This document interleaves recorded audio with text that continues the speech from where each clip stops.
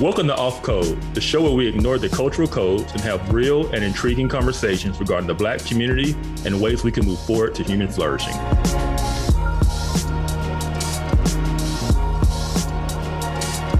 Hello, everyone, and welcome back to Off Code. Man, it's been a minute. I am Monique Duson. And I am Sorry, Kevin. hold on, something that flew in my eye. Oh, man. Already. That was from the devil. Okay. Woo, all right, let's try it again. Welcome to Off Code, the show where we ignore the cultural codes and have real and intriguing conversations regarding the Black community and ways we can move forward to human flourishing.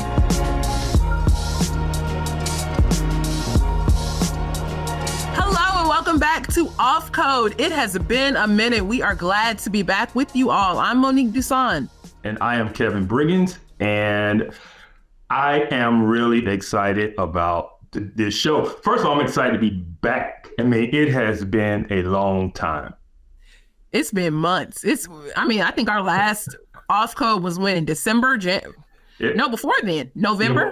It was.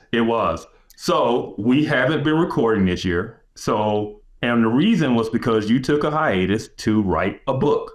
So how is that going? Give us an update.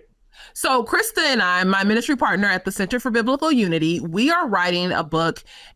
We don't actually have a title for it. We have a working title, but we are answering 10 of the most common questions we've received in our ministry in regards to race. And so we are answering questions like, what is race? How did we become so divided? Should every church be multi-ethnic? What do you do with the multi-ethnic family in a conversation where things are so polarized, white and Black? So we are just taking time to write that out. I have one chapter left to write, and I'm going to take May to write it, and then we're going to submit our manuscript in June, and we're good. I mean, if anyone knows Krista, y'all know that she was done with her chapters like in early January, maybe late December. And if you know me, then you know I'm right on track. And so, yes, right on track, which is a little bit late, but we're good. Yeah. So yeah, it's been a good time to really focus on writing and really just focusing on, what are the important parts of the conversation, because we can't say everything. Yeah. What are the important parts of the conversation that we really want people to walk away with scripturally? Yeah. I think we hear the conversation from culture over and over again, but what does the Bible say about some of these questions or all of these questions? And, how should we as believers be participating with the topic of race? So there is that. And the book should be out in February. Okay, good. Well, I just want to thank all of our listeners for just being patient while we have been on this hiatus. I know we've gotten a lot of feedback, a lot of questions. When y'all coming back? When y'all going to start again? So I just want to thank everybody for being so patient and excited to be back. Yes. Thank you guys so much. What have you been up to? Oh, man. So you were off social media entirely. I was. So I took a 90-day sabbatical from social media, TV, movies. I just kind of totally pulled away, totally unplugged, and really focused on the word, focused on the Bible, prayer, family, all those things that are really important. And it was a good time. It was a time of what I would say renewal and just kind of rejuvenation. And I'm excited to be back, and I feel fueled and ready to go. So. That's awesome.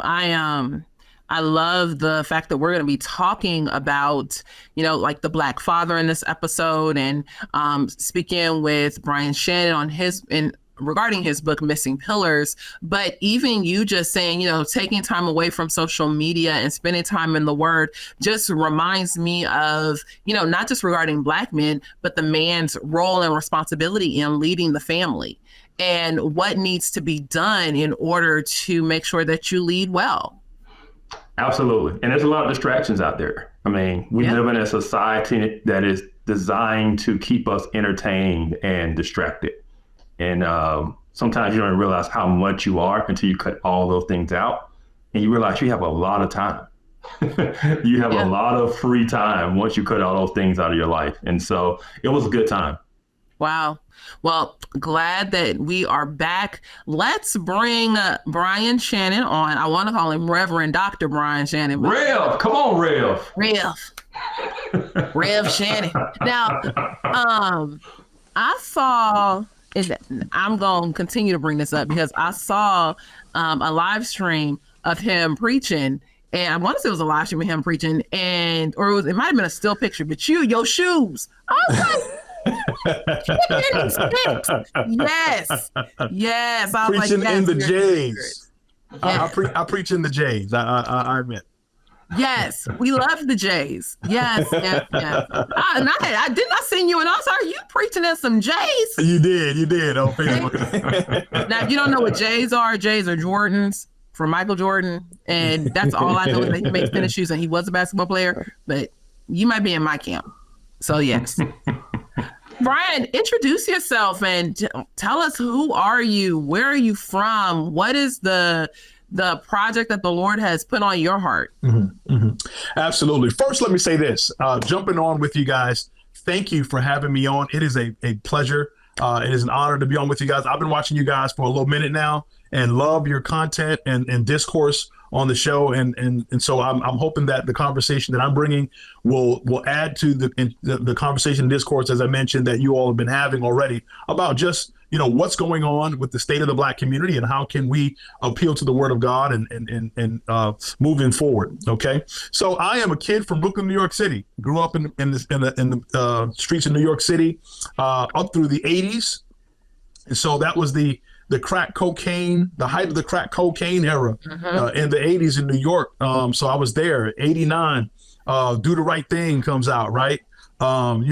Coming to America, those are things, all of the things I'm thinking about. I remember, the mural, if you remember, you guys remember the Do the Right Thing movie? Because I'm about to take absolutely. I'm about to take your card. I'm about to take your card. If you don't. It's in that meme when somebody said, you know that movie? Let me take your card. You don't know. So the Do the Right Thing movie. So my junior high school was actually right down the street. I would actually pass that Mike Tyson mural on the wall in the Do the Right Thing movie. That was my neighborhood, right? Wow. And so there was a Malcolm X mural out that way. And so that's why I came up.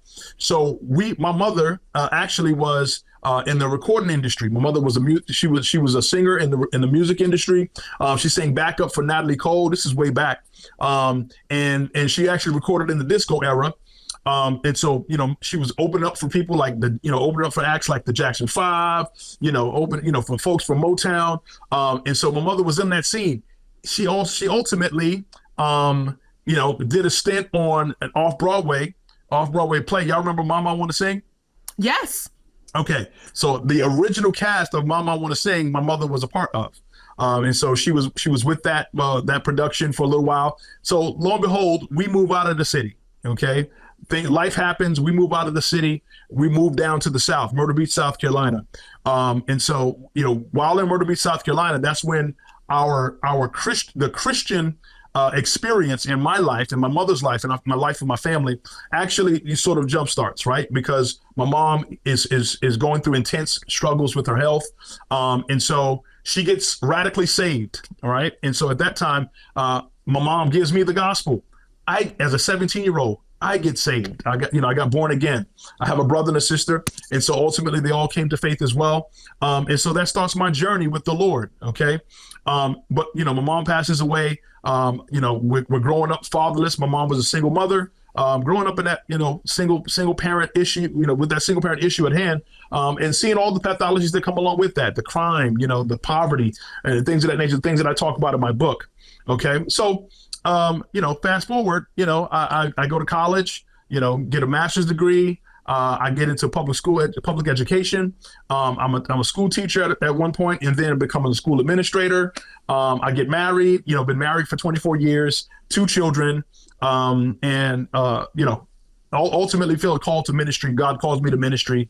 And I was doing a number of things like youth pastor, doing worship, evangelism, all kinds of things, just excited for the Lord.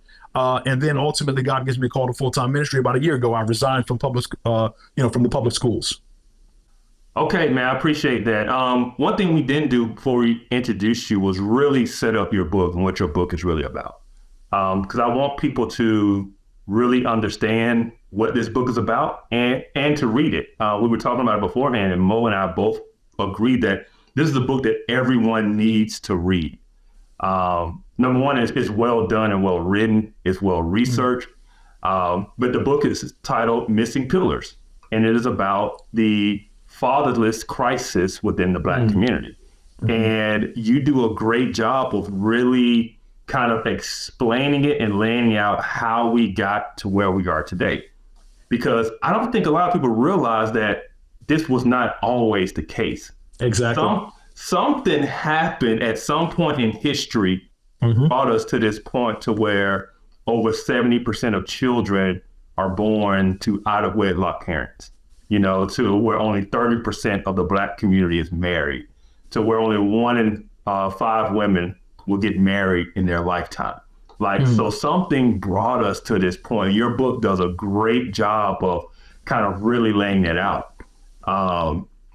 But before we get into that, kind of what made you decide to write this book? Good question. So it was about 2019, 2020, where we started, we were getting to what the summer of love, right?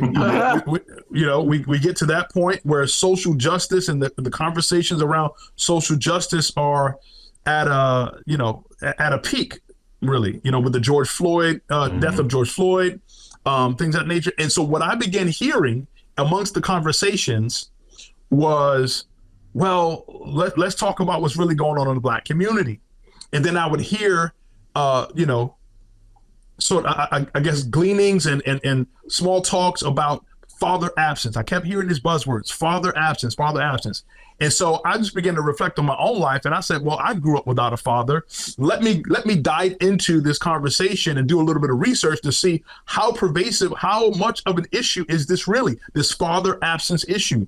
And so lo and behold, when I just began to even think about the anecdotes from my own life, growing up in the inner city context, in the urban context, I was saying, well, how many guys did I know growing up who had dads in the home, present, active, consistent dads? And they were few and far between, in my context, right? In the urban context.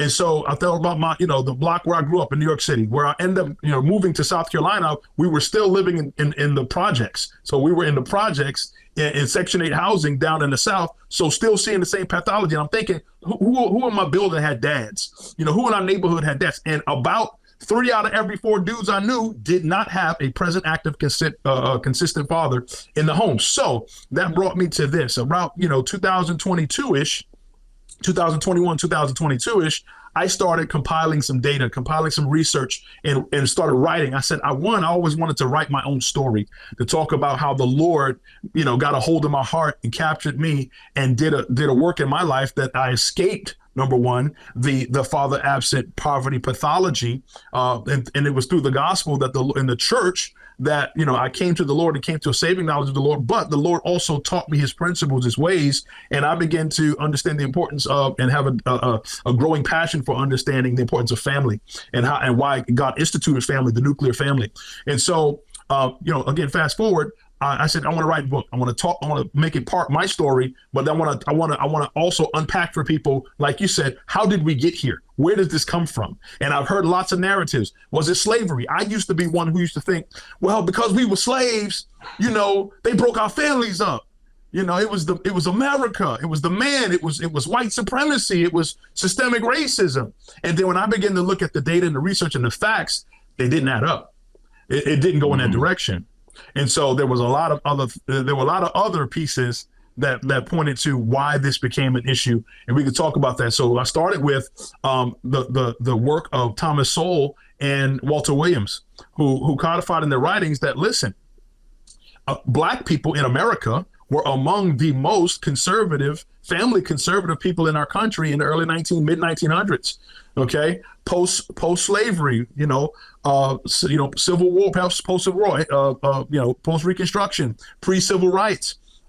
Blacks actually during the Great Depression actually led the nation in intact families and the nuclear families, fathers in the home. So I was saying, God, where did this issue begin? So then I got a hold of the Moynihan Report. So Daniel Patrick Moynihan was the Secretary of Labor for Lyndon B. Johnson, right? And so Patrick Moynihan wrote his report about the Negro family and how he saw at a time in the 60s, was burgeoning about 65. He writes, he says, listen, 25% of black kids are growing up without dads. Houston, we have a problem. And I thought about that and I said, wow, Lord. So fast forward 1985, just 2 decades later, that number became 70 to 75%. Yes. Thomas Sowell said this. He said, listen, if we're talking about slavery and racism in America, why did it take over 100 years for this pathology to now take place? For this bomb to drop and the mushroom cloud, so to speak, the metaphorical mushroom cloud that destroyed the family, why did it take 100 years for it to happen? He said there was a time, from 1930s to the 1950s, 1960s, black poverty was on a decline. It went from 87% to 47%. And then over the next 10 years, it went down another 18 to 20%. So black poverty was way on a decline. The black family was way intact. Then it started happening to about the 1960s, mid 1960s, right when the civil rights movement is happening. There was some strange things going on that impacted the black community. So, and then from there it took off. So what happened? It was what Walter Williams said. He said this. He said the welfare state did to the black family what slavery, Jim Crow, or the harshest racism could never do, and that was to destroy the black family by systematically removing the man out of the home. That everything that I read, everything that I like, when I'm looking at what has happened to the black family, all of what you're saying, it's all right there. I mean, even going back to like the black family, but the black man, and black people in the workforce and all of that, even right after slavery, before the official institution of Jim Crow, right after slavery, you saw black people in legislative office. And so what was you going to say? Go ahead. No, are you guys familiar with the work of Robert Woodson? Yes. Yeah, with the 1776 project at the Woodson Center. So Woodson and their research, they have papers and research in which they talked about how there was there were census and data that was taken based on the plantations in the South. They took data samples from various plantations in the South right out of slavery, and they found out that 80 to 85% of the families, the black families coming out of slavery, had a father in the home and were intact right out of slavery. So slavery didn't break us up. In fact, blacks were flocking to keep their families back together after slavery was abolished. Yes. Why? Because they knew that there was slave, trading and things like that, and slaves being transported and slaves being plucked up and taken out of their families. And there was some dismantling of families through slavery, but those slaves found their spouses. There were people who were flocking to marriage because marriage was an institution. There was Judeo-Christian values that they clung to, and it was the opposite. They were clinging to the institution of marriage. We were doing that. Yes. Oh, go ahead. Yeah. I feel like this can go down a whole. It can. But yeah. But I feel like this is y'all show. I'm here. I'm here as the woman, but y'all, the conversation of this missing pillars in our community and the different communities around America that are primarily black, all black. This conversation has to be had. So yeah, and so you asked this question. Said, well, also, why did I write it? One of the impetus of why I wrote was when I saw this statistic right here. So two other things. So not only Thomas Sowell and Walter Williams's work, Robert Woodson's work, but Barack Obama said this, and I don't quote Obama a whole lot. I don't quote 44 a whole lot. However, he said this in 2008, on the rise to, his rise to presidency. He was in a Chicago church, and Father's Day, the famous Father's Day speech, he said, a kid growing up without a dad is 5 times more likely to be born in poverty, 9 times more likely to have problems in school, and 20 times more likely to be in the prison system. Yep. And so I spent 20 years as a public educator, both as a teacher and an administrator. And when I heard the narratives, you know, the school system was a hub for the whole social justice conversation. I saw all of that taken care, like, oh, you know, the students, are you blaming the victim if you're saying that they getting suspended because of their behavior as opposed to the fact that they Black, this, that, and the third of the school to prison pipeline? And I said, all of that is hogwash. Right. I'm telling you, all of that is hogwash. I'm telling you.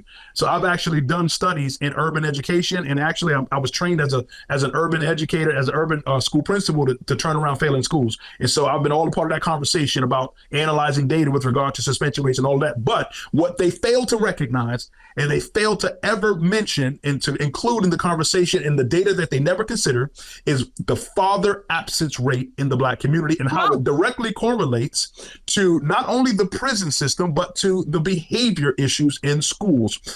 All of the data and research says that kids growing up without dads have behavior health issues, have mental health issues. They are 5 times more likely to be, or 3 to 4 times more likely to have ADHD and have an IEP. Okay. And so all of these things are, again, directly linked back to the father in the home, because oh man, there's a whole bunch of, the research base is crazy in terms of how kids with a father actually have more discipline. Kids with a father regulate emotions better. You know what I'm saying? All of the research says this. And so I'll be glad because y'all give the look. Like, so I was with, and I'm going to use Kevin as an example, but I was with Kevin. And now I remember this from last year when we were at camp. And he brought his whole family. Shalonda was awesome. And the girls have a different relationship, I feel like, with Shalonda. Because when Kevin walked in and he just say a name, it's no huffing and puffing, no nothing. But they cling to Kevin too. Yep. And so you can see it, and not to take anything away from Shalonda or to say if there was anything wrong, because there wasn't. But you just see it's a different relationship. Bit different. There is. Absolutely. Yeah, and that's kind of what I wanted to kind of touch on, because you name your book Missing Pillars, right? And when I think of a pillar, I think of something that's strong, it's stabilizing, it's holding up some structure. Why do you call fathers pillars? Good question. So like I'm just going to, I'll take a little, make a little connection here with this. So I think about even just regulating emotions, how people learn to regulate emotions. Fathers actually teach children how to stabilize emotionally. You look at a young man who grows up without a dad, often so I can just look at the anecdotes from my school, leadership experience and school work experience. Kids without dads fought 10 times more than kids with dads. They were in fights because they simply had a hard time regulating emotion. A father helps you to regulate emotions by one, modeling and helping you, by modeling how we don't just fly off the handle when and I'm not saying that there aren't men who don't fly off the handle, but a responsible, present, active, consistent father in the home helps kids do that, because most men don't emote the way that, and this is not a put down, and it's not a misogynistic statement, but we don't emote the way women do. So you trying to say I got suspended like at least 3-4 times grade level? So I had no daddy in my house. That's what you trying to say? Look, the data speaks. No, because I sure think it's been mad. Go ahead. I'm just gonna sit here and listen. Find out something about my own life. So you can see how fathers in the life, active fathers in the life of children, the data speaks that those children regulate emotion differently, because men typically, I'm not saying that in every case it's the truth, but men typically emote differently, and we rationalize and think through conflict differently when we are, emotionally healthy, put it that way. Okay. And so that man in that situation does that. So outside of that, let me read this for you. Just a little quote.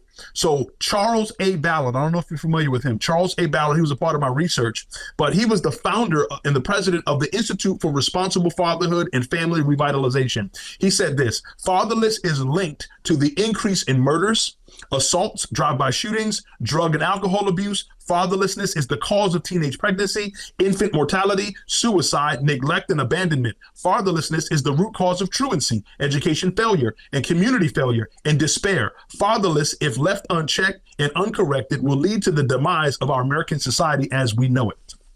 And so do I believe that was a strong statement by Charles Ballard. Now, my Christian worldview says to me that sin is at the root of all evil. Sin is at the root of all pathologies.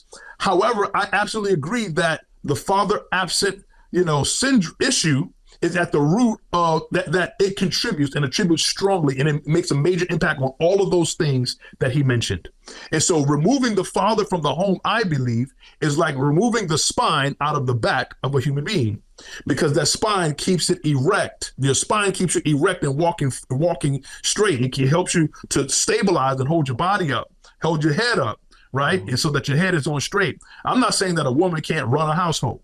I had a single mom, right? I'm not saying that women can't hold the home together, can't hold a family together, because we have very matriarchal-led families, that are held together. I'm not saying that, right? However, and when we look at what God instituted with the heteronormative nuclear family, that he put the father at the head. He said the order is this: it is Christ the head of man, God the head of Christ, Christ the head of man, man the head of the woman. And that is the order of God. Amen. I can amen that. Right? There's something to, your point of, this isn't misogynistic. This isn't putting down, right, women-led households and things like that. But at the same time, there are consequences to sin. Amen. And there is a way that God has designed for life to be walked out on this earth. Now, there might also be a way that he will allow, but what he allows may not always be according to his specific design. Absolutely. And when God has designed the family, you don't have to believe us. You can go back to Genesis 1, go to Genesis 2, go looking as to how God designed the family unit and what that means for the human person. Yeah. And so when we're talking about his design, we find that in the book of Genesis. Amen. Now, when we talk about the impacts of sin, or, because yes, you're right, at the foundation, it's all sin.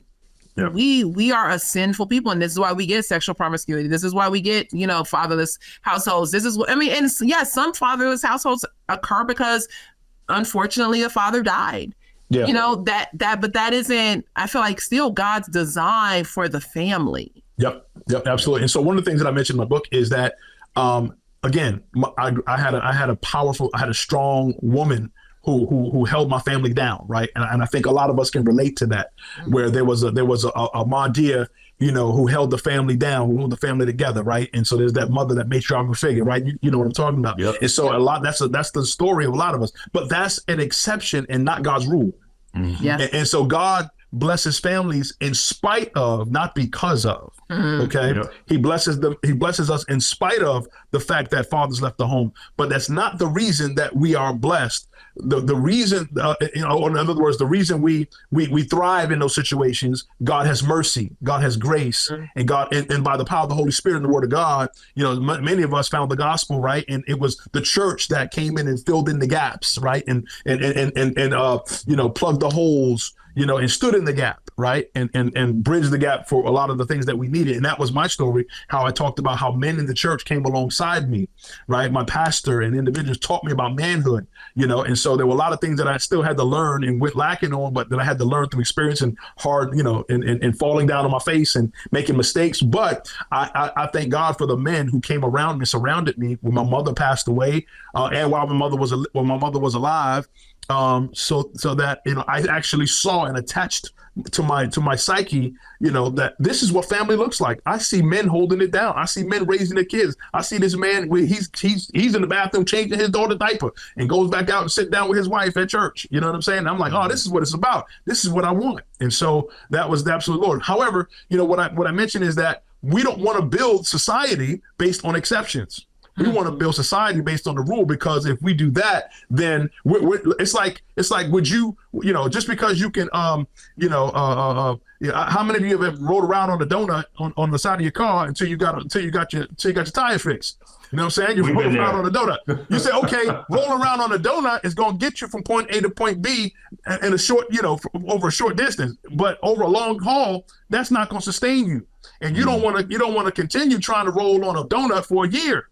No, you can't do it. Joker start wiggling. Y'all know. You can't roll on a donut for a year. So what you ultimately had to do was to, okay, so it got you over, but what you want to do is we build cars not based on donuts. We build cars based on full tires, right? Yeah. And 4 of them, 4 full tires, right? And idealistically 4 tires that match.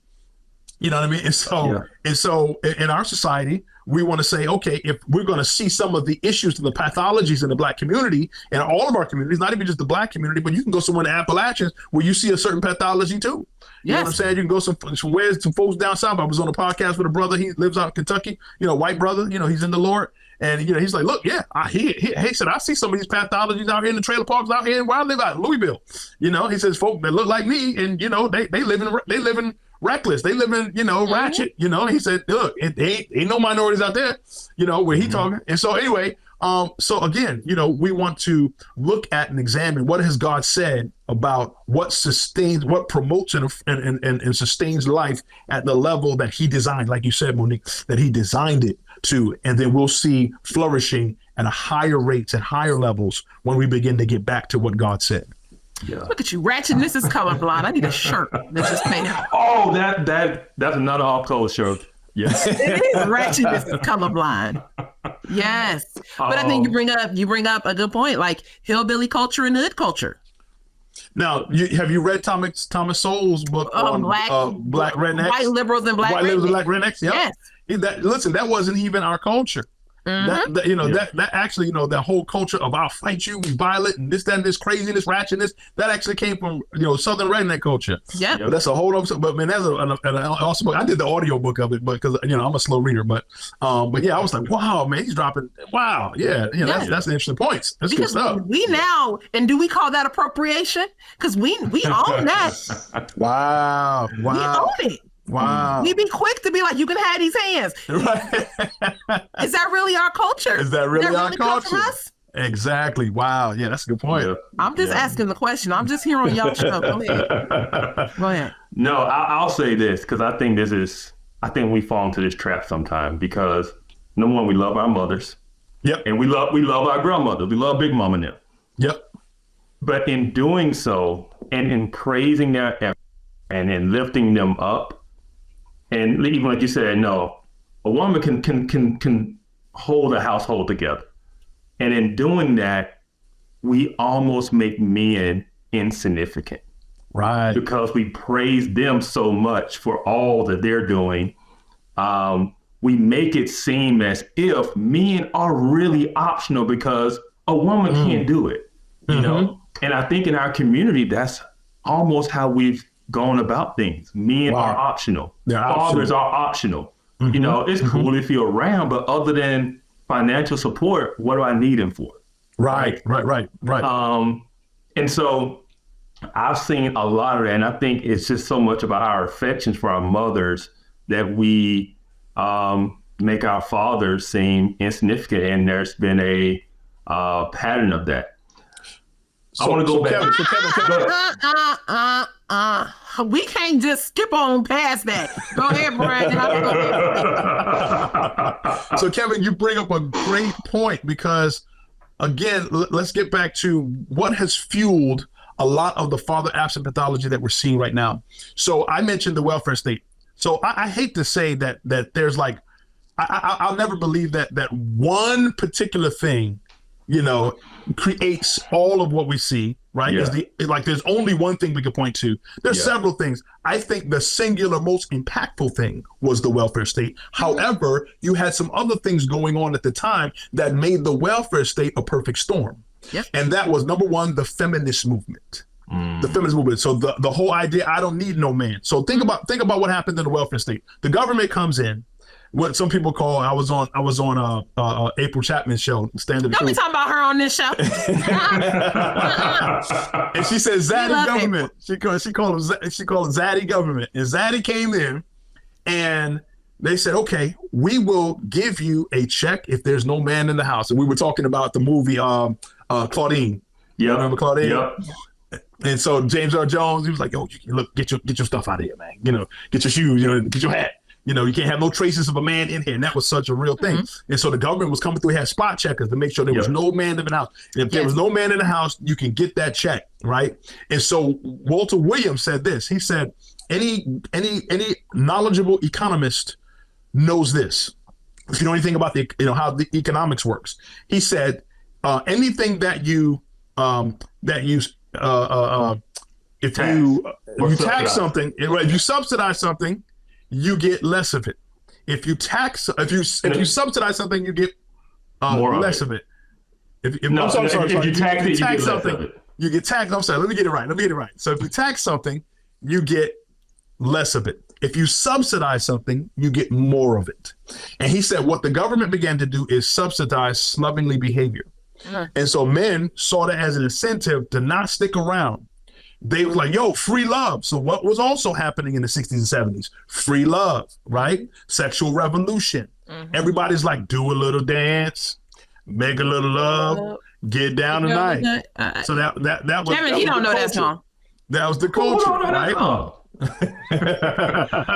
And so that's the culture feeding into this ideology of, oh, the government will come in and just take care of that. Okay, cool. Drop that off. Keep it moving, homie.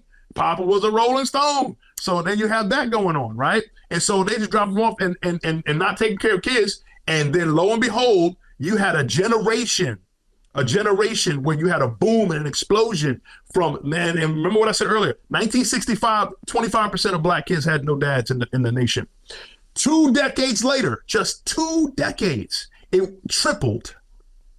It tripled. Feminist movement. I don't need no man, no way.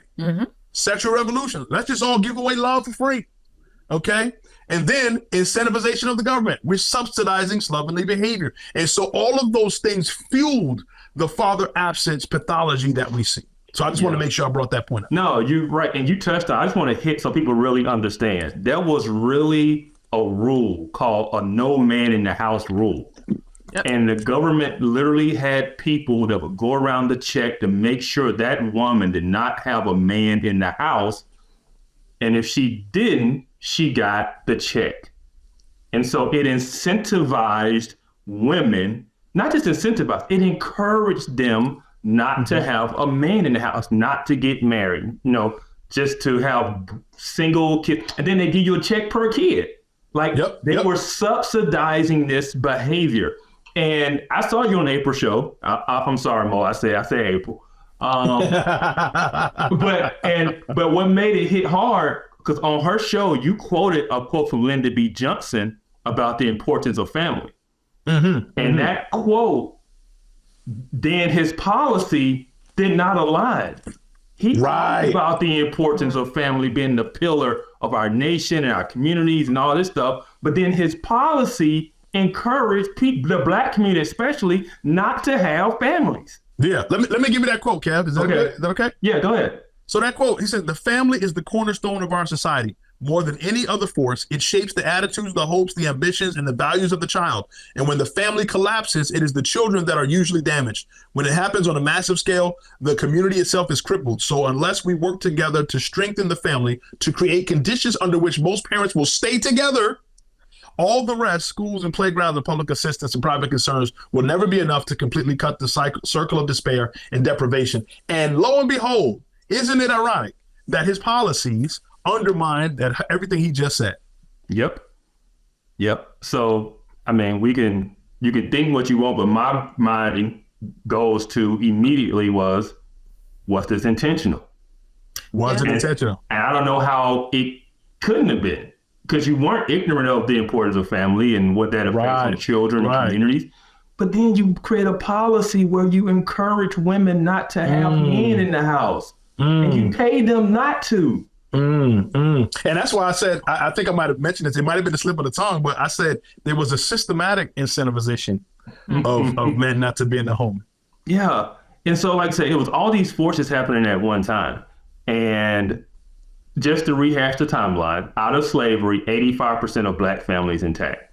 Even through the Great Depression, the Black families are leading the charge. You got the 20s, the 30s, the 40s, the 50s. Poverty going down. At the greatest rate that it has in history for Blacks. Something started to change around the 60s, right? And so 1965, so remember we got Jim Crow, the Civil Rights Act, 1964, 1965. So Blacks kind of get this, I guess you say, freedom to an extent, right? Yeah. There's full rights, full citizenship. Right. Now, there's also another thing that we can add to, again, not just one thing is a core issue, and then there was all these other things fueling it. There was a lot of Blacks migrating to the urban sectors, right? A lot of Blacks migrating to the urban sector. What's happening? They're getting away from the Bible Belt. And so I remember Walter Williams saying that there was a time when, you had, Black women, you down south, you got pregnant, what they do? They send you away. They send you away. It was some shame associated with that. And then he said we started, there was no shame and social ostracism associated with pregnancy anymore. So that was kind of symbolic of the idea that people were getting away and breaking loose from the values that they had learned, the Judeo-Christian values. But, when they went to the city, they're like, look, it's about to be on.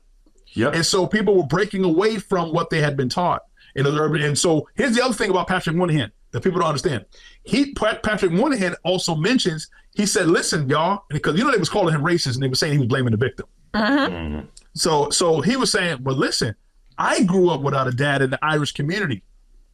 Patrick Moynihan grew up fatherless too. His father abandoned the home. I don't know if it was he abandoned the home or his father died, but there was a point in time where his father was not in the home, and he grew up fatherless. And he saw in the Irish community the explosion, and he actually documents this in the Moynihan report, that there was a similar pathology happening in the Irish community, where they saw crime on the rise, they saw poverty, and all these other things that were linked to father absence. Wow, and I think that really is important to highlight, because while we talk about the issues that are impacting the Black community, a lot of these issues overlap because sin doesn't know color. Exactly. And so when you look at sin and the impacts of sin, you're going to get the result. Regardless of what your color is. So Absolutely. if we are not walking in accordance with God's design, there's going to be impact regardless of what your color is. Absolutely.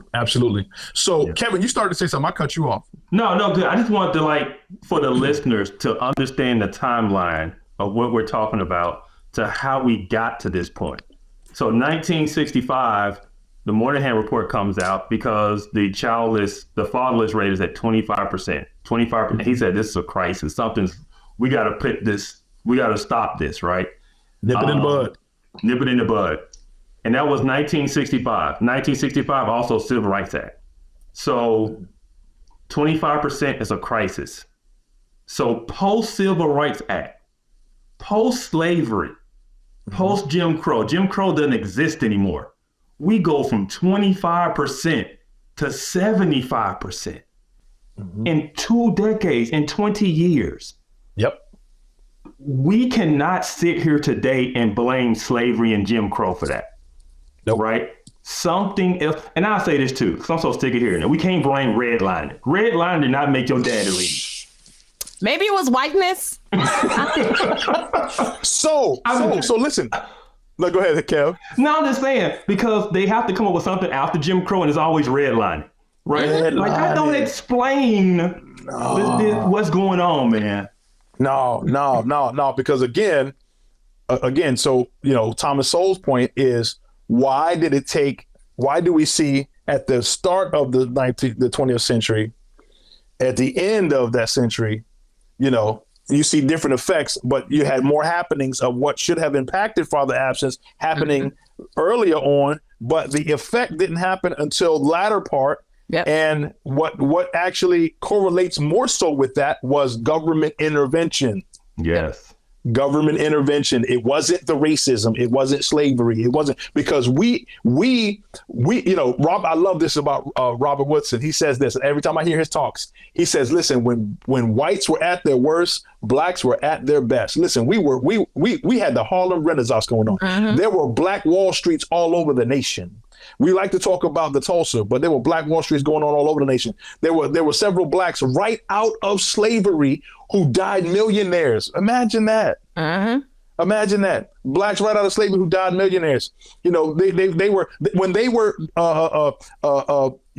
putting barriers up and forcing us out and segregating us out of schools, no school access and access to public spaces. We created our own. We built the Wallahaji Hotel. You know what I'm saying? We built our own bus companies. Yep. And what tore those things down? We talk about, generational wealth. You know what destroyed generational wealth? Government intervention. Government intervention. Because had the Civil Rights Act, and Robert Woodson brings up this point, and I never thought about it the way that he talks about it. But he said, listen, when we talk about, we thought we weren't doing well until we were going to school with white folks. Mm-hmm. We weren't doing well until we could sit on the bus with white folks. Meanwhile, we had our own schools that were outdoing white schools. Mm-hmm. We had our own businesses and we had our own buses. And so what happened when we had to sit on the bus with white folks, and I'm not saying that's a bad thing. I'm saying, I love my white brothers and sisters. Praise God for us, all together, loving each other. However, he said, listen, that destroyed Black wealth because our businesses and our hotels and our things disintegrated because we were no longer patronizing them. Yep. Yeah. And that's something that people don't realize of. And I think that's why the best people on these issues are economists. Whether it's Walter Williams, whether it's Thomas Sowell, or whether it's Glenn Lowry, because they understand kind of supply and demand and what drives these things, right? The fact that Black people were segregated and forced out of, white spaces meant that Black people were forced to create and produce their own, and they did, and they thrived, right? We were at our best, man. Yeah. But once they were no longer forced, and once integration was legally, pushed and forced, that self-resilience, that self-sustainment, it went away. Went away. And now instead of shopping at the Black-owned grocery store down the street, you're going over to the big box store owned by the white person or whoever, right? And so Black businesses suffered because Black people were no longer the dollar. The things we talk about now, you got Killer Mike, all these people talk about what do you do with the Black dollar, keep it in the community. Mm-hmm. Well, what do you think was happening prior to this? Right. And now they're trying to get the same prescription all these years later. It's like, no, you gave that up.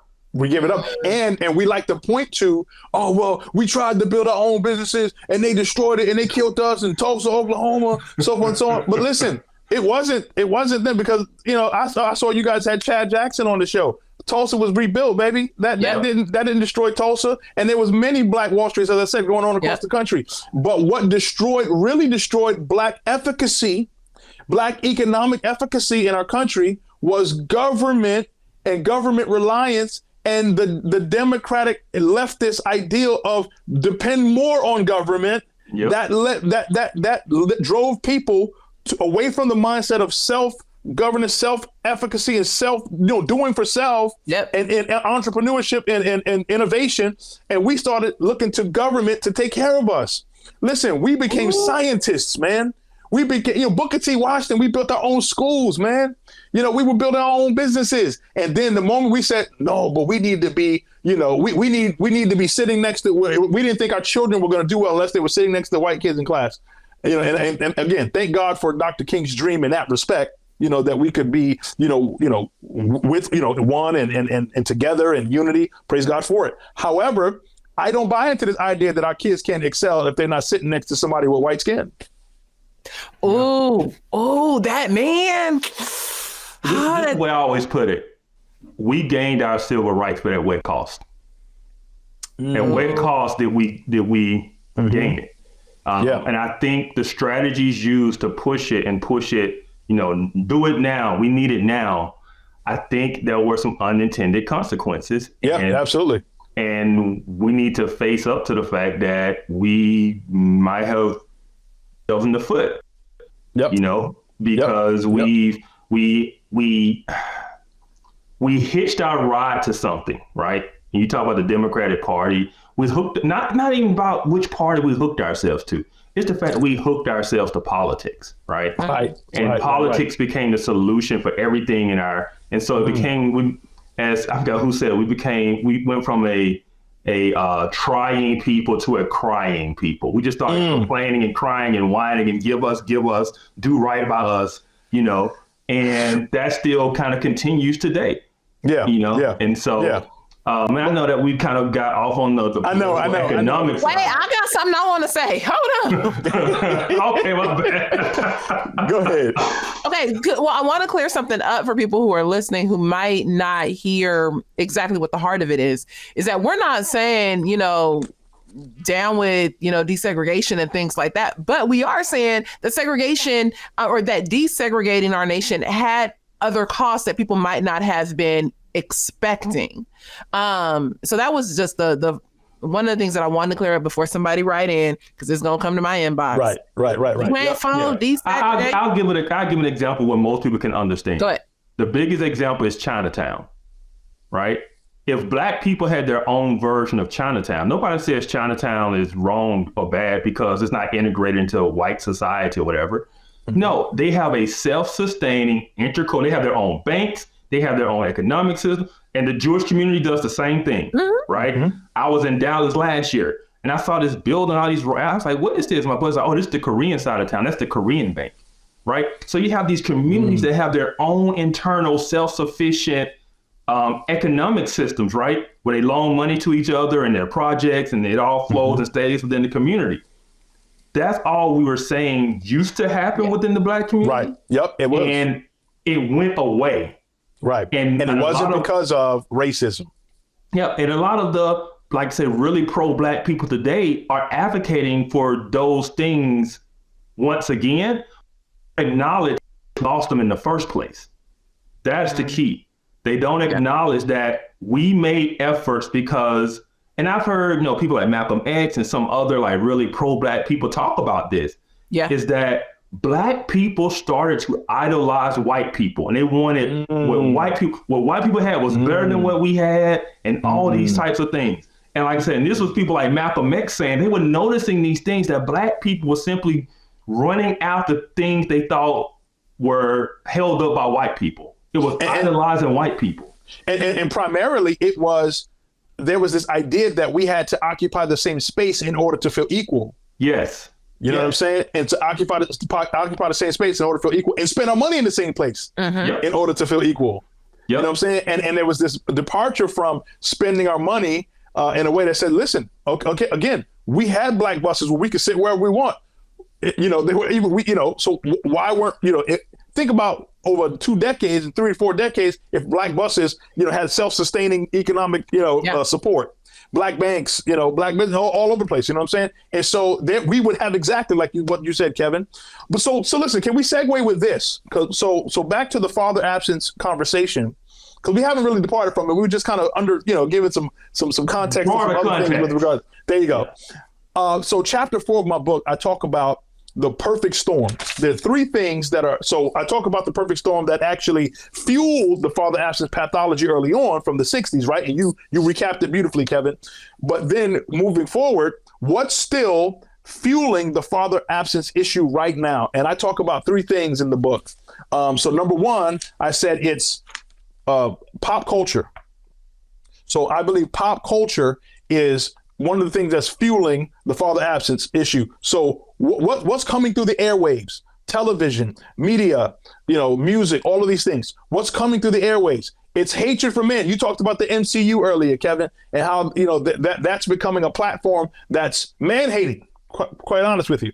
And so, we're seeing things that are coming through the culture like Keke Palmer.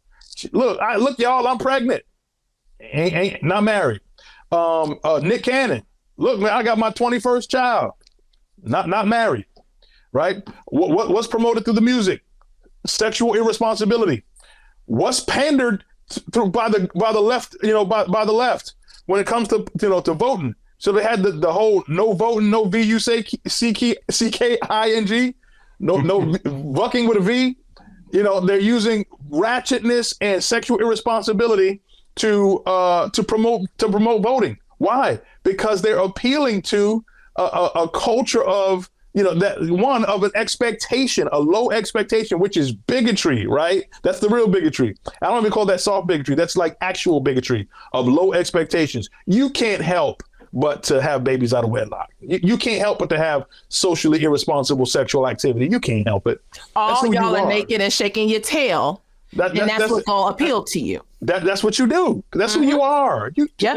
And for us to come in and try to say anything or to impose any other ideas or values or ideals would be racist of us, wouldn't it?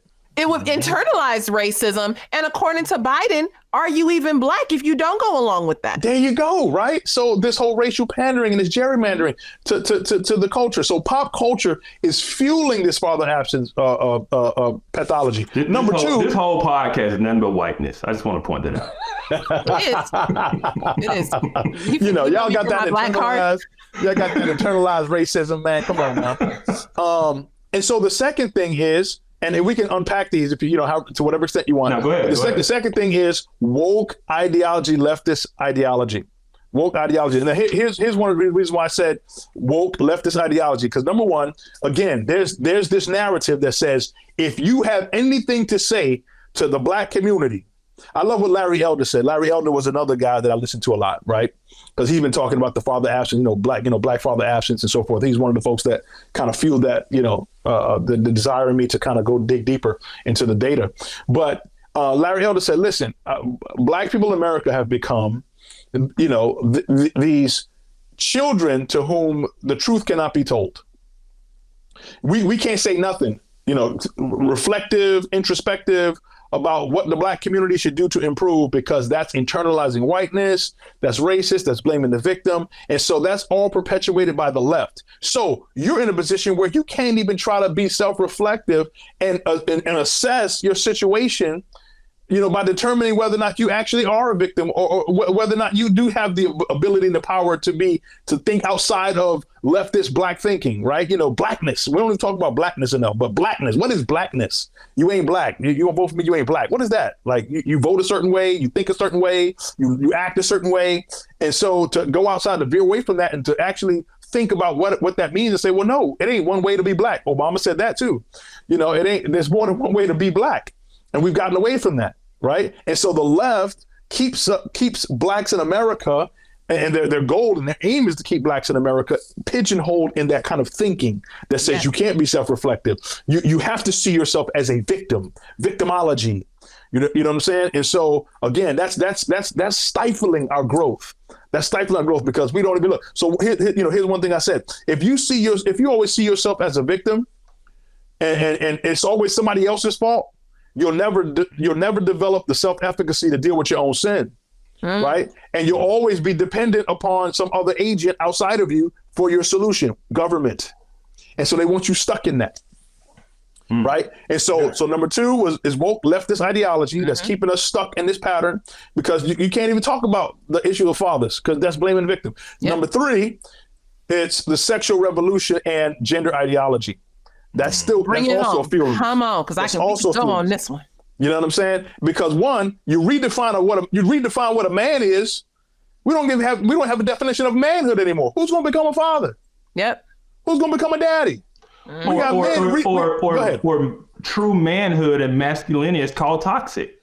There you go. And when you redefine masculinity or you call it toxic, you redefine what a man is. What does that do for the woman? It creates something in us where we have to step up in a way that we should have never had to step up. But that started, with the feminist movement overall, and especially me growing up in the 90s and hearing all of the, you don't need a man, all of that. But today for a black girl or any girl, regardless actually of color, it's like when you have a different definition of what it means to be a man, your definition of what it means to be a woman is also going to change. And nobody wants to really talk about that, but it has to. Because you only have male and female. Preach, Mo. See, this is why I said you need to be on this conversation. I'm just saying. We need to talk about what does it mean, especially as y'all were talking about earlier, like the feminizing of like what does the MCU stand for? Not the multicultural universe. The Marvel Cinematic Universe. the Marvel, like, and all that. And I had brought it up because I just watched Black Panther: Wakanda Forever. And when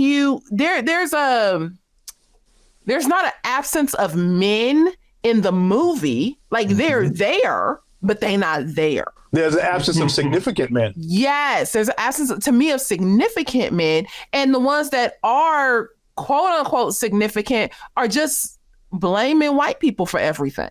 Yep.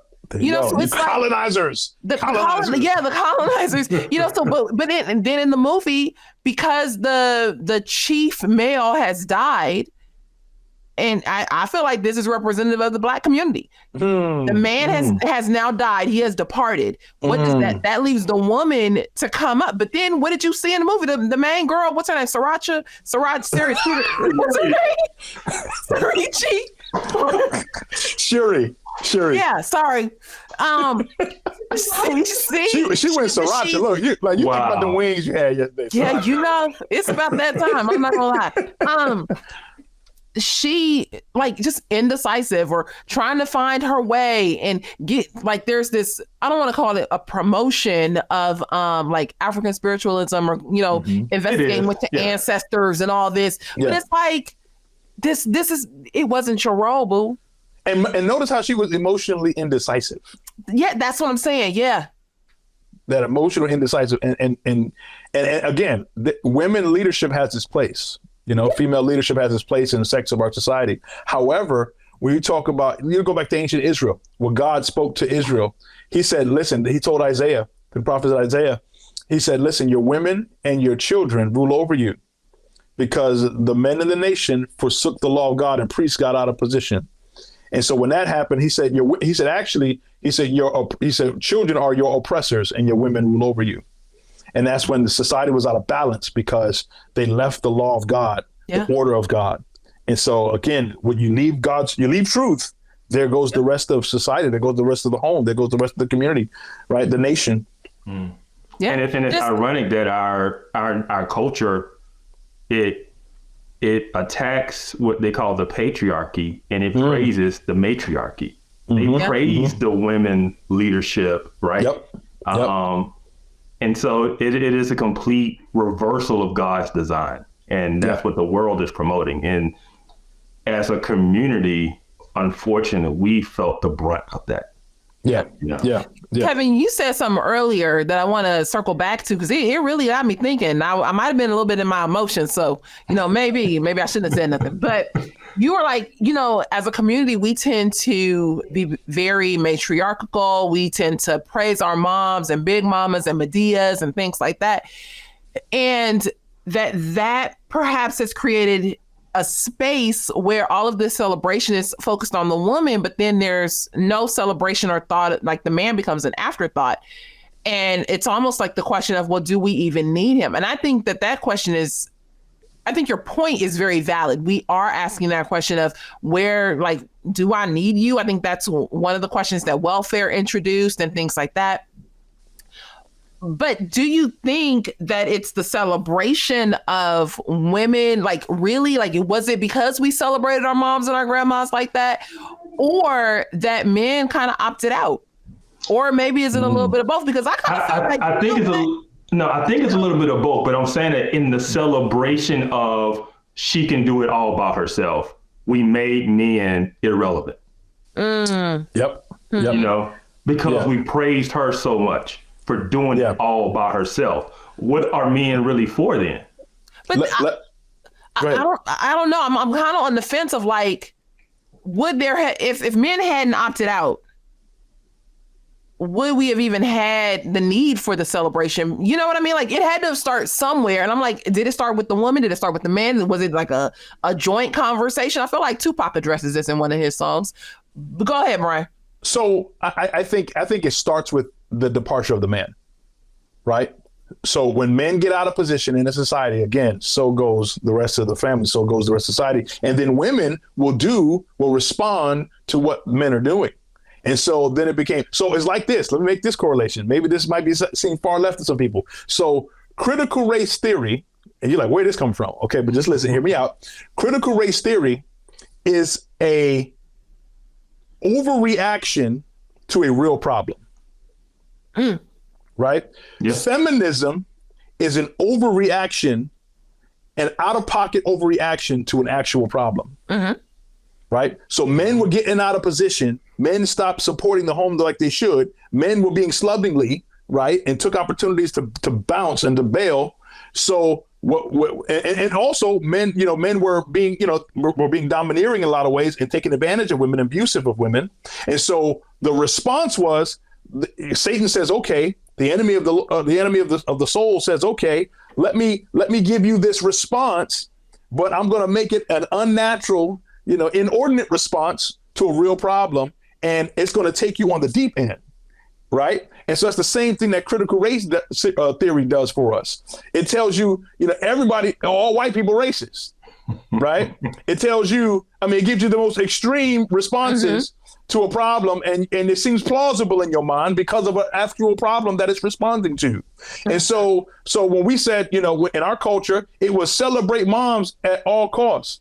Like you see a guy celebrating at a football field. He's like, look, mom. He's like, I want to give a shout out to my moms. Nobody ever shouts out their dad. Yeah. You know what I'm saying? At a sporting event. They always shout out their moms. They always talk about how they got their moms a house.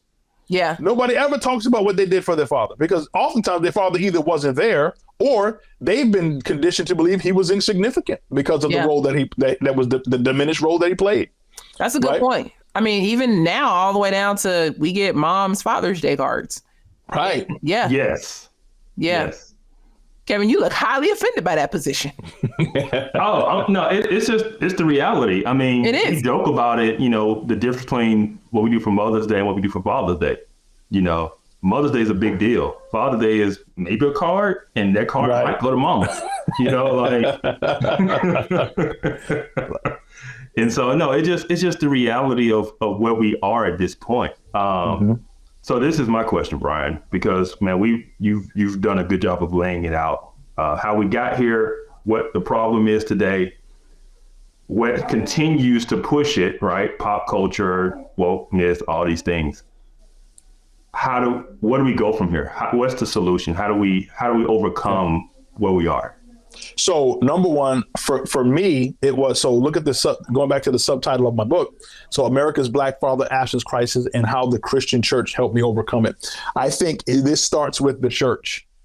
I think the church, we have to get back to a steady stream, a steady diet of sound doctrine around the theology of the family, God's view of the family, the biblical worldview of the family. And we have to robustly present this, particularly in our day. We need to turn the volume up on that, particularly in our day, because the family is being undermined. The family is being attacked directly, right? What is a man? What is a woman? Nuclear family, right? You go back to the BLM manifesto. We want to what? Dismantle the heteronormative nuclear family, right? And so the church has to do that. Now, I think what also has to happen along with that is, we have to take it outside of the four walls of the church into our communities and our homes. And we're going to have to disciple and train people. We're going to have to disciple this generation.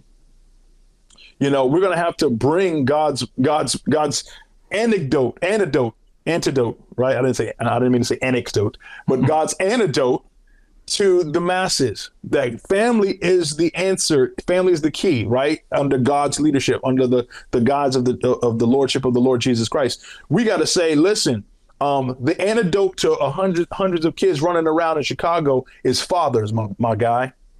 Is fathers, right? The antidote to kids in the school to prison pipeline, so to speak, are more fathers at home supporting their children. Thomas Sowell said this, man. He said, listen, I don't care how much money you pour into education.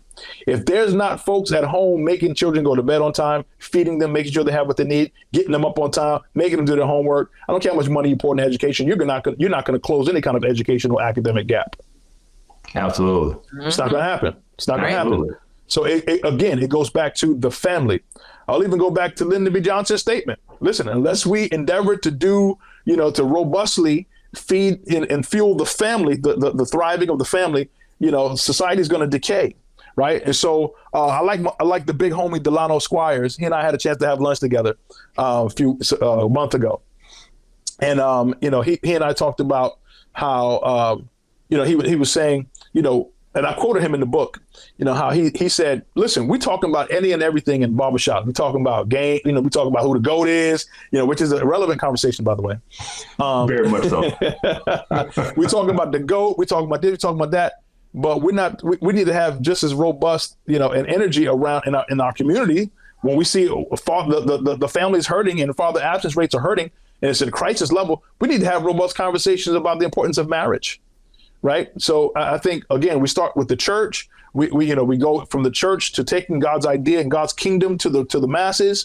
Right. And we have these robust, community kinds of conversations amongst people. We have to have people who role model. I had role models that I saw who were modeling marriage, man, and making marriage something beautiful. So making family something beautiful. Fathers in the saddle, something beautiful with present, active, consistent. Fathers in the home, something beautiful, right? Let's get back to that. We have to not be ashamed to say, listen, God's way of doing things is, listen. So here's the what many of the think tanks, I got this from Larry Elder as well, and I started delving into it and saying, wow, that's a thing. So think tanks on both the political left and the political right all say the same thing. They say, listen, if you graduate from high school, at least graduate from high school, you do not have children before you get married. Mm-hmm. Right? At least graduate from high school. Don't have children before you get married. Get a job, man. Right? Don't quit that job before you get another one. Most people who do that have no problems in America. Virtually speaking, most folks are not in poverty, right? You set yourself up to have a family sort of, a family framework. You know what I'm saying? You haven't had kids out of wedlock, so you set yourself up to do some good things. And so that's, they call it the millennial success sequence. We got to talk about stuff like that. How God's ethic for, a sexual ethic. We've got to turn the volume up on God's sexual ethic, man, and combat these ideas that's coming through pop culture. We've got to say, get away from the ratchetness. Look and point to the real impact of what that does to our community. Like, look, you can talk about this stuff all day. Talk about how, giving away, these sexual escapades and, you vote and we can get it on. Well, listen, yeah, you can talk about that, but you're fueling the father absence, pathology by doing that. But if you change your mindset, think about this. We talked about in 2 decades how father absence went from 25% to 75% just in 2 decades. I wonder what would happen in just 2 decades if we had key people who were modeling and key voices in our generation, key voices and individuals who were turning this thing around and let's down with ratchetness, up with righteousness. You know what I'm saying? And, down with righteousness, up with righteousness. And we had key individuals who were doing it. And we militaristically, we're marching to the beat of that drum. I wonder what would happen in 2 decades if key individuals, if we as a people, and okay, so we can do that at a community level, but I wonder if at a cultural level, we stop promoting the artists who are promoting ratchetness, and we had artists who were promoting a public responsibility, relationship responsibility, sexual responsibility. You know what I'm saying? I wonder if we had that. What would happen? What would happen if your favorite artist said it was cool to do your homework and pull your pants up? I wonder what would happen. You know what I'm saying? In 2 decades, what would happen? Like, we could cut that rate in half. We could cut poverty in half. We would see what we were seeing in the 1920s and 30s when Black poverty was on the decline. We can go right back to that. We could. I really believe that. And so we're the ones who are saying, yo, we have a high view of our people. We believe in Black efficacy. And then they're looking at us saying, you racist and you sympathizing with white supremacy because you're talking about hard work and you're talking about whiteness and you're invoking logical thought and personal responsibility and all these things, right? Hard work, anyway. So to answer your question, Mo, I think it starts with the church and us mobilizing God's message about the kingdom of God and his way of doing things, mobilizing that into the culture, and modeling it, exemplifying it, having robust conversations around it, mentoring people, going to the schools, mentoring.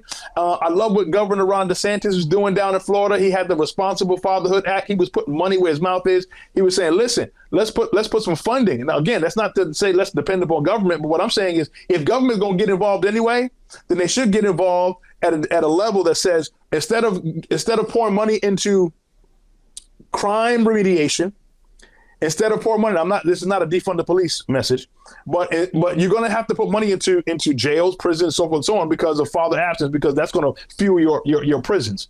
Well, why don't you put some money in like this ounce of cure is better than a pound, pound of cure is better than an ounce of remedy.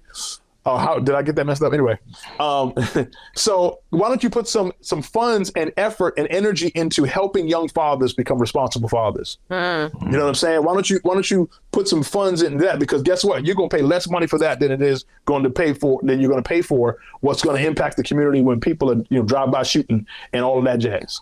Unless there's an ulterior motive and the drive-by shooting and the keeping the kids in jail is actually working to benefit some. That's a whole nother conversation. It is a whole nother conversation. That's a whole nother conversation. For everybody who's watched, and been with us for a while, our conversation with Pastor Alton was along this same vein, and the work that he's doing down in Birmingham with Black men and Black families and encouraging, the couples in his church to actually get married. And what does it mean to be married? And why has God instituted the marriage, and the unit of marriage and things like that. And so, I just wanted to, if you haven't seen that episode with Alton, Alton Hardy, from last year, go back and watch it, because he's talking about these exact same things in regards to, what happens when you actually bring a couple together and what is the fruit of marriage. I saw that episode. And by the way, I actually wanted to send him a copy of my book as well, because when I saw the episode, I was real inspired by what he was talking about. And I wanted to send that resource to him. Yeah, do that. Yes. Kevin, you got something else? Because I will say that this was a great way to come back. That's all I'll say. Right. I think this is the biggest topic and the biggest thing affecting the Black community. When we started this podcast, it was to talk about issues within the Black community from a biblical worldview. This is the number one issue that is affecting the community. Everything else springs from this. Without a doubt. Without a doubt. We could take it one back further and say, the church is the number one issue, and everything funnels out of the breakdown of the church. But then you have to break down the family and all these things. But when we talk about all these issues we keep pointing at, and the media is pointing at, and all these activists are pointing at, the issue isn't that they see these issues that are present. It is their solutions to them, right? Yeah. Critical race theory and making white people go with their privilege won't change a single thing in the hood. It just won't. Listen, reparations ain't gonna change a single. It won't change a thing. Right. It'll be a lot of rims on some cars and sweet paint jobs, but give every person $50,000, and if you still ain't got no fathers in the home, it's still gonna be a ratchet situation. Exactly. I'll take that 50. I need that. I can use that. Hey, I ain't gonna say I'm gonna send the check back. What I'm saying is, I'm just saying. Yeah. So go ahead. Sorry. Yeah, good. Now, I'm just saying. Yeah. So like when we start to think about these issues, the solutions that the general public and the general media puts out there just aren't any real solutions. First of all, they misdiagnose what the problem is, and by misdiagnosing the problem, they come up with bad solutions. Absolutely. They sound good. They make us feel good because, number one, it makes somebody else responsible for us, for our issues. But if somebody else is responsible for your issues, then they also control whether you overcome those issues. Absolutely. But when you look at the issues and you realize there's something I can do about it, there's something that we can do about it, that's empowering. And that's what people need to hear and they need to understand. Stop being ratchet, take responsibility, get married, stop, the sleeping around and creating baby mamas. And if, I'm gonna say this to my ladies, because we're talking about fathers, ladies, if he is not, if you know he trash, don't sleep with him. Right. That's all I'm gonna say. Right. Because if you don't want your son to be like him, or you won't want him to raise your kid, don't sleep with him. Because we gotta change. We gotta be blunt. We gotta be upfront, and we gotta say, it's time for us to look in the mirror and do something different. If you out there, you know Pookie ain't no good. He ain't got no job. Why you choosing him? Yeah. Why are you choosing him? choose a man who is willing to marry you and build something with you. Yep. And when you do that, when we start do that, things will change. Until then, I don't care who you vote for. I don't care what kind of anti-racism policies they put in, all this nonsense. Nothing's going to change.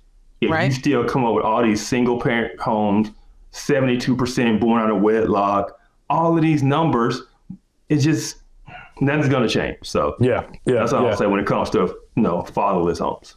I say if you wouldn't want to spend the rest of your life with that person, don't sleep with them. If you ain't thinking like, this is my husband, right? Don't. And if he's not willing to put a ring on your finger, not just talk about, baby, yeah, we gonna get married, yeah. Right. How long y'all been having that conversation? Right. If marriage is not his hustle, you know what I'm saying? If he ain't grinding to put that ring on the finger and said, okay, here's the plan. If there's no plan, like, look, let's keep it moving. Let's keep it moving. Because otherwise what we're doing is, again, fueling what we're seeing right now in our culture. And again, the thing that grips my heart is when we talk about one of the number one things, that impacts the Black community is when we look at the crime rates, right? We look at the crime rates and we hate to just all Black on Black crime, but I'm just talking about that. What we're saying is, listen, in our community, 52% of the nation's homicides are committed by 13% of its people. Mm-hmm. And look at the connection we have here. 72% of those people are growing up with dads. 80% of the people in prison had no dads, right? And look, 36% of all of the abortion rates are done on 7% of the population, Black women, right? And again, go back to the foundational statistic, 70 to 75% of those people growing up without dads. That would not be the case if we had fathers in the saddle. Yep. Man, this has been such a good conversation. I am so thankful that one, that Off Code is back, but two, Brian, that you were able to join us. I want to let everybody know that in our fall book groups, we're actually going to be going through your book, Missing Pillars. And because this is just a book that everyone should read. Anyone who is, on the fence of, well, they just say Black fathers, but Black fathers are really there, or, I don't really know what to think about Black dads in the home and things like that. Having the tool, which is your book, to be able to give people the information on Black dads and the missing pillars and why we're seeing the issues that we're seeing in the Black community. This is the book for you. This is the place to start. And so in the fall, when we announce our fall book groups, Brian's book will be there. Please join and jump into this conversation so that you can also be a part of the solution by reading the book. Absolutely. And in the meantime, our spring book club's registration just opened. So we got 3 great books for the spring semester. Go look and sign up. So thank you. Maybe, I don't know, maybe you might want to lead your own book group, Brian. I don't know. It's your book. If the Lord stir your heart, I'm just saying. That'd be dope. Well, listen, guys, let me say again, thank you so much. I appreciate you all. And I'm honored that you all brought me on your platform to talk about this very important topic, that you saw that, that the topic was important enough and salient enough for conversation that it should be had, is one that should be had. And I feel like I'm joining a couple cousins that I just ain't seen in a minute. You know what I'm saying? I just feel like, we just jump right in the saddle and just be like, look, we picked up from where we left off. I felt like I was with y'all the whole time. You know? Exactly. Definitely fair. Sorry, Kevin. I didn't mean to speak over you. No, go ahead. Brian, how can people stay in contact with you? How can they order Missing Pillars? Like, put it all out there so we know. Yeah, absolutely. So you had it flashed on the screen, but if you go to bookbaby.com and search for Missing Pillars, bookbaby.com is the publishing platform, and you do a search for Missing Pillars. If you Googled, Missing Pillars author Brian K. Shannon, the book is going to come up, but it's bookbaby.com is where the platform is where you can purchase it. No, it's not on Amazon or whatever. Let me just tell you a little tidbit. As I'm an independent author at this moment, and independent authors don't make a dime from like folks like Amazon and so forth. So I'm with a company that specializes with independent authors, and so I get more a return on my book if you purchase from them. So again, Missing Pillars, bookbaby.com. And so you can contact me or you can, connect with me on YouTube. If you go to YouTube and type in Pastor Brian Shannon sermon, you can see, what I got going on, other podcasts that I've been a part of and discussing my book and sermons out there I'm preaching. You go to Facebook. You can find me on Facebook, Twitter, Brian Shannon. You can contact me, missingpillars@gmail.com. If you're trying to get at me, if you want to know more about speaking engagements and talks and conferences and things like that, because I do travel here and there to do presentations and talks and ministry and engagements and whatnot. So I love to be a part of doing the work. So to speak, the real work of ministry. The work is the work of ministry, yes. Of spreading God's Absolutely. word and presenting God's perspective and God's kingdom as it relates to the things of life. So praise God for that. Amen. Amen. All right. Well, Brian, man, I appreciate it, man. This has been good. Yeah. Maybe next time we have you on, we can have a whole, discussion about the GOAT and all of those things. Because the thing is, we agree, so it won't be like a debate show or anything like that. But we'll just be putting the truth, kind of like this. We'll just be putting the truth out there. Putting the truth out there, baby. I'm going to go ahead and get some other guys together, and I'm going to sit out that show. Because if we're not talking about like dance or shopping, I can't really. Yeah. Can't relate.